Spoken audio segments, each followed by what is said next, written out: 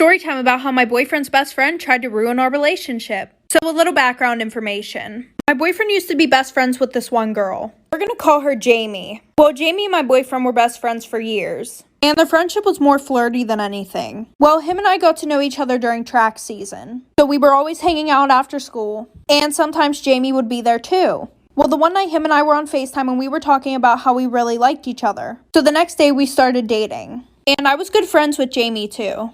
But then after we started dating, she started acting really weird towards me. Like, I would try to say hi whenever I saw her in the hallways, and she would just give me a dirty ass look. So then I told my boyfriend how I thought that she was really mad at me, and he said that he would talk to her. Well, a week before him and I started dating, she told us that there was this guy that she really wanted to ask to prom, and she said that she liked him for a while. Well, then my boyfriend said, apparently a few days ago you were hitting on the boy that she was going to ask to prom. So then I started to connect the dots and I was like, oh shit, like for part 2. Part 2 about how my boyfriend's best friend tried to ruin our relationship. So like I said, I started to connect the dots after that. And then I realized that she was talking about my boyfriend. We're just going to call him Josh. So as he's telling me this, I immediately get a FaceTime call from her. So I answer the phone, and she says, well, I think I should just confront the situation now. So the first thing that she says is, you knew I liked Josh. Like, how could you do this to me? I had a poster board and everything. So I'm just like, well, why didn't you tell me that you liked him? And she goes, what the fuck do you mean? Like, you knew. But I was sitting there thinking about the fact that they were best friends for 5 years and nothing ever happened, so it's really not my fault. And then this girl has the nerve to say, I'm pretty sure if you just break up with him now, me and you can get past this and still be friends. So I said no. So then I called my boyfriend, told him that we talked it out, and I didn't even tell him about what she said or anything like that, because I just wanted the situation to be over and done with. So a few weeks after that, she decided to get her brother involved.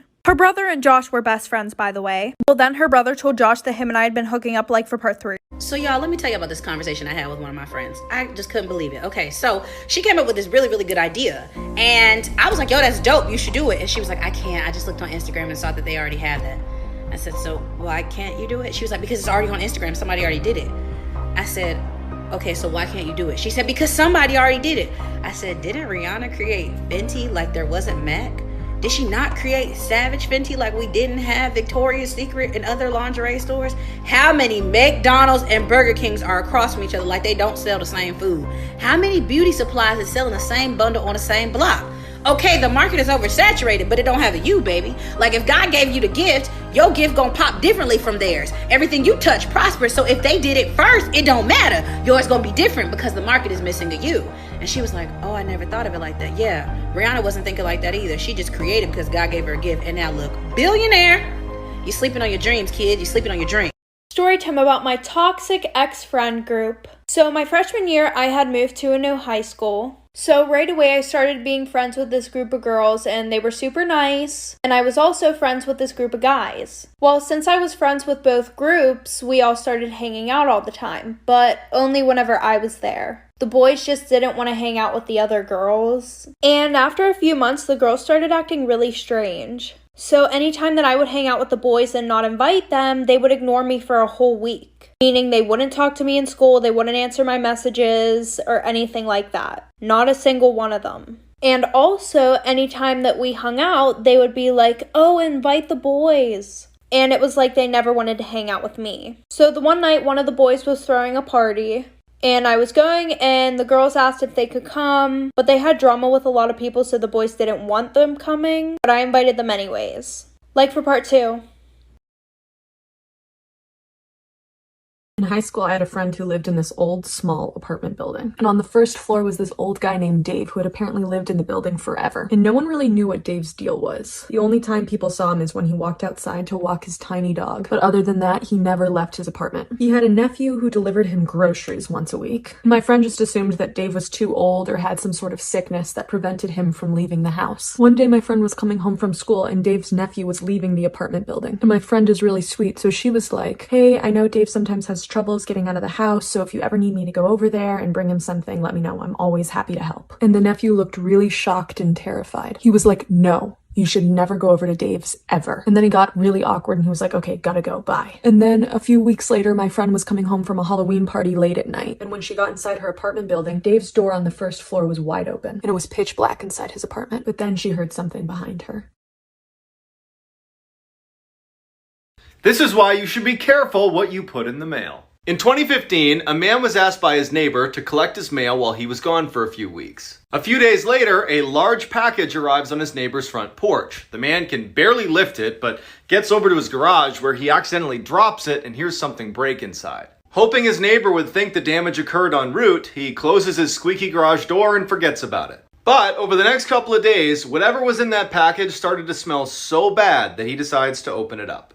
Inside were two very important finds: his neighbor, who was dead, and a camera that was still recording. The police bring the man in for questioning and show him what was on the camera inside the box. It starts with his neighbor talking to the camera about how excited he is to mail himself home for his YouTube channel. Then, police fast forward to the very end where they see that the neighbor is now sleeping in the box, and then suddenly gets dropped and you hear a crack, and that's his neck breaking. And then you hear a squeaky garage door close. When I was 13, I lived next door to this super cool and beautiful girl named Stephanie. And Stephanie was very popular and always hanging out with her friends at her house. And whenever I was bored at my house, my mom would be like, "Why don't you go over to Stephanie's?" And I'd be like, "Mom, Stephanie would never want to hang out with me." But then one day, Stephanie knocked on my door and was like, "Hey Lydia, I'm having a bonfire in my backyard tonight if you want to come by." So that night I went over to Stephanie's backyard. So I was chilling, sitting by the campfire, playing it cool. But then one of Stephanie's friends, Shelby, was like, "My butt hurts from sitting in the grass. David, I'm gonna come sit in your lap." And then all of the girls decided that they were gonna sit in the boys' laps. And there was one boy left, Tyler, and it felt like everyone was expecting me to go sit in Tyler's lap. So I go sit down in Tyler's lap, and it's all very exciting because I've never sat in a boy's lap before. And then someone says something funny, and I start laughing. But the pressure of my laughter causes a long, loud fart to escape from my 13-year-old butthole. And everyone goes silent. And then Stephanie goes, "Did someone just fart?" And Tyler goes, "I think it was Lydia." And I go, "No, it wasn't, but I think I'm gonna go home now." And now it's been 12 years since I farted in Tyler's lap, and I still think about it at least once a week. When adults tell you that certain things won't be embarrassing when you get older, they're lying. This is why you should always trust your gut. In the 1970s, a young couple decided to go for a late-night hike in the woods. A couple minutes into their walk, and the man remembers thinking something's not right. He tells his girlfriend, but they just decide to ignore it and keep going, until he steps on something that felt really soft, like it was alive. Before he has a chance to see what he stepped on, they hear all this rustling in the bushes next to them, and they bolt. Years later, that couple turns on the TV, and a death row inmate who's about to be executed is being interviewed. And they ask him, "Was there ever a time that you were almost caught red-handed?" He responded, "Yes, one time. I was in the woods, and a couple walked through, and the man actually stepped on the body of a girl I had just killed. I was hiding in the bushes just a few feet away. They didn't see me." That couple had run into one of the worst serial killers of all time, Ted Bundy. This is why you always say yes to tandoori chicken. In 2012, a high school tutor and her student stayed up so late one night studying that by the time they were done, the buses had stopped running. Without another way home, the student asked if he could stay the night at her place. Reluctantly, she agreed. When they got back to the apartment, she fell asleep on her bed and he fell asleep on a blanket next to her bed on the ground. A few hours later, she wakes up to the boy standing awkwardly in the middle of the room with a very strange look on his face. She asks him, "What's wrong?" He looks at her and says, "I'm really hungry. Let's go get some tandoori chicken." Confused, she says, "It's 2 a.m. Just get a snack in the cupboard." And he grabs her by the arm and he says, "No, we are getting tandoori chicken right now." And he yanks her from the bed. Feeling totally caught off guard by this whole situation, she goes into the hall with the boy, and as soon as the door shuts behind them, she can tell that he is terrified. He looks at her and just says, "I'm not actually hungry. When I woke up, there was someone under your bed." One time I had to babysit one of my neighbor's kids overnight. We're gonna call the kid Benny. The parents didn't really tell me anything when they left me alone with Benny, but they left me a note and they were like, "You can only open it in emergencies." So at this point, I'm alone with Benny. It's like 11 p.m. and I told Benny, I was like, "Dude, you should like get to bed. It's late." Then Benny starts getting really red and he's like, "No, we don't want to sleep alone. Sleep with us, please." I didn't know why Benny said us, but I was like, whatever, okay, like, yeah, I'll sleep in your room, like, it's fine. So fast forward a couple hours, it's like 3 in the morning at this point. This is the best part. Benny starts talking in his sleep and he's like, "Take her instead. You're not my friend anymore. I am not yours." And I try waking him up and I look at him and his eyes are wide open as he says this stuff. I was freaking out, so I went to go open the note that his parents said was only for emergencies. It just gets better. The note said, "We're sorry for not telling you. Run him a cold bath. Call 911 in case anything happens." What the In middle school, I had this bully, Kevin, and he was a dick. He came up with this horrible nickname for me in 7th grade. My name's Lydia, and Kevin would call me Lydia Chlamydia. In 7th grade, I didn't even know what chlamydia was, but I knew it wasn't good. And not only did Kevin call me that, but he got other kids to start calling me Lydia Chlamydia too. But luckily, the nickname only lasted a year. By 8th grade, everyone had forgotten about it. Except for me. I never forgot. And all through high school, I was paranoid that someone would remember the nickname and start calling me Lydia Chlamydia again. So fast forward like 13 years. It's Friday night and I'm out at a bar in LA. I'm ordering a tequila soda, extra lime, and I feel someone tap me on the shoulder. And I turn around, and lo and behold, it's Kevin. He's like, "Hey, Lydia, do you remember me? We used to go to middle school together. I called you Lydia Chlamydia." I was like, "Yes, I do, Kevin." He's like, "I'm really sorry about that, and I'm a little tipsy right now, and I probably shouldn't be telling you this, but my senior year of college, I ended up actually getting chlamydia, and it's crazy because I thought of you." Anyway, long story short, I ended up taking Kevin home with me because there is nothing that turns me on more than hearing about a bully get his ass handed to him by karma. So one day, this random guy added me on Snapchat. I added him just because You really never know. It could be my soulmate or something. We're gonna call him motherfucking Larry. So right when I added Larry, he sent me a snap. Oh, this is the best part. Just wait, sweetie. So it was a photo of a wall with pictures of me, baby pictures of me, even a picture of my cat, with tiny post-its all around it.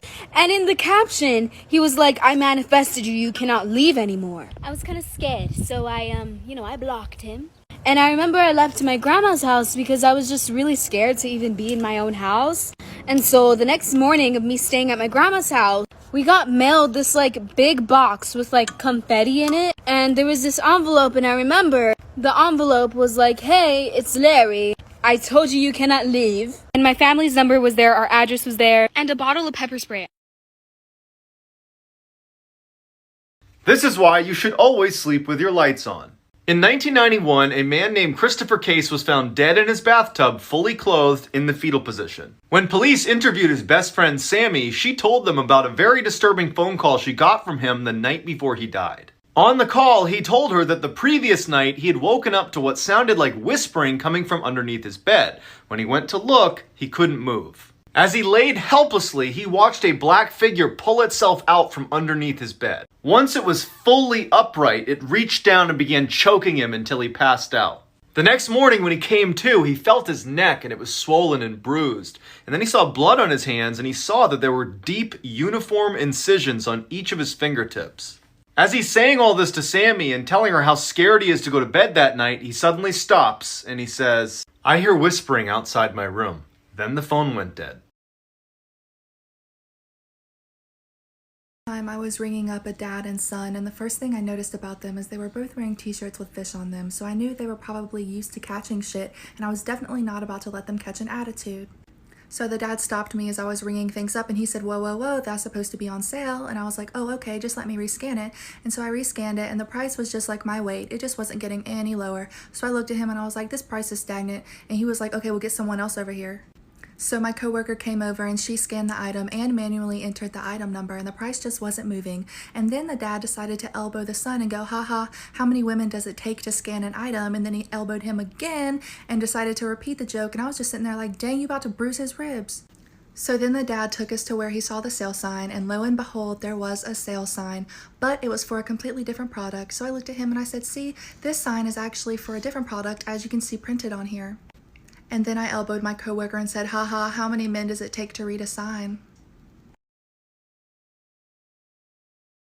Advice for girls. Be loud and gross and take up space. Stop saying sorry and start saying don't interrupt me. Stop saying because I have a boyfriend and start saying because I said so. Say no and say none of your business. Take selfies and don't laugh at jokes that aren't funny. Be snide and sarcastic and wear your hair the way that you like it. Help out other girls and be vocal about what makes you mad. Be masculine and feminine and both and neither and be unapologetic.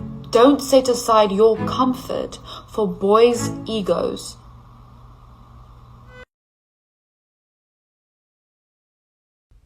A little girl made me cry last night. So the coffee shop that I work at also has ice cream. And so this lady had brought in her granddaughter to get ice cream. This little girl's probably about 4 or 5 years old. And she asked for ice cream with sprinkles. And so I absolutely loaded it with sprinkles because she's a kid and I have a heart. And the entire time this girl's eating her ice cream, she just keeps glancing at me. And right before they're about to leave, the grandmother brings her up and says, okay, tell her what you wanted to tell her. The little girl looks up at me and goes, I think you're a princess. And the grandmother goes, tell her why you think that. And the little girl looks up at me and goes, because you remind me of sunshine. Storytime of how I found out that my mom was putting our dad's ashes in our food. Yep, our mom would put our dead dad's ashes in our dinner. So basically, after my dad died, my mom showed zero emotion. It's like she really didn't care at all. Like she kind of wanted it to happen. His death was like an unsolved case, and nobody knows how he actually died. And now that I get to think about it, it might have been my mom, but I don't want to jump to conclusions. And if it was her and she sees this video, I don't want to end up like him. Anyways, back to the story. So about a month after he died, she would always post a picture of me and my brother's dinner with the caption, you'll always be with them. Literally every single night. And honestly, nobody really caught on. All the comments were like, we're praying, this and that. Until one day I was just sitting on the couch and I look over and my mom was pouring something into the mashed potatoes. So I go a little closer and I see her pouring the ashes of my dad into our mashed potatoes. Listen, this story only gets 10 times worse, so like for a part 2.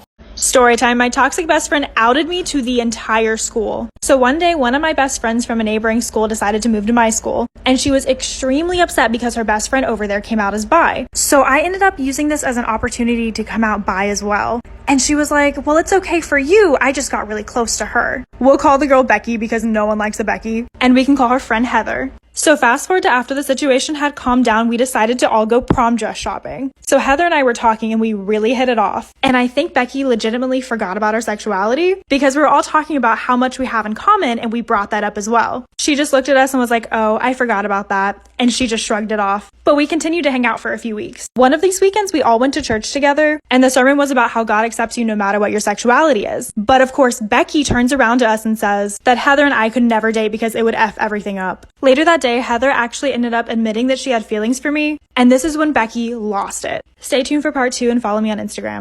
One time I was behind the register at Victoria's Secret. This customer walks in and immediately everybody spots her as a red flag. She's just picking up items, throwing them in her bag, not looking at sizes, not looking at colors. So everybody's like, Everyone's on their walkie like, watch this customer. She's coming to the fitting room. She's headed to the cash wrap. Somebody get her. Check her ID. Get her. She has a bag full of stuff. And guess who gets her at the register? Me. So she comes to my register and she dumps out her stuff. And we're having a regular conversation. Hi, how are you? Yada, yada, yada. Her total comes up to probably between $700 to $900. It was expensive. My manager's at the register next to me, talking to me on the walkie. Ashley, make sure you get that ID. Don't matter what she's using, make sure you get that ID. So I ask her for the ID because she's paying credit. Why do you need to ask for my ID? Just take it, run it. I'm like, no ma'am, I'm sorry, I need your ID for the purchase. She starts to raise her voice at me.